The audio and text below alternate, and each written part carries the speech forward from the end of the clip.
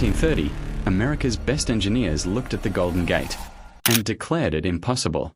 The winds were relentless, the fog was blinding, and the waters below were so dangerous that ships feared crossing them. Building a bridge here wasn't just considered impossible, it was considered deadly. 11 men lost their lives, proving them almost right. But against every prediction, the bridge was built. Today, millions of people drive across it every year, without thinking twice.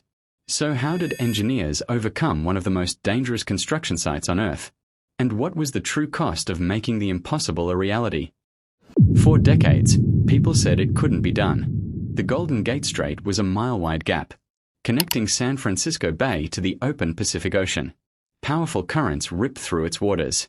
Fierce winds regularly reached 60 miles per hour, and fog rolled in so thick, ships sometimes couldn't see 50 feet ahead. For years, the only way across was by ferry.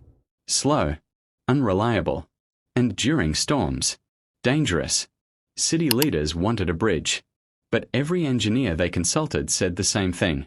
The currents were too strong, the depths were too unpredictable, and the cost would be impossible to justify. Then, one engineer disagreed. His name was Joseph Strauss. He believed it could be built, if people were willing to take the risk.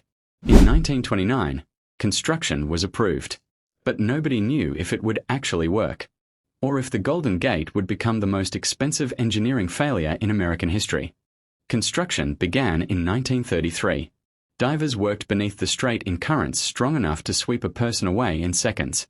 To anchor the towers, crews built massive concrete fenders in the open ocean, then pumped out the water just to dig down to bedrock.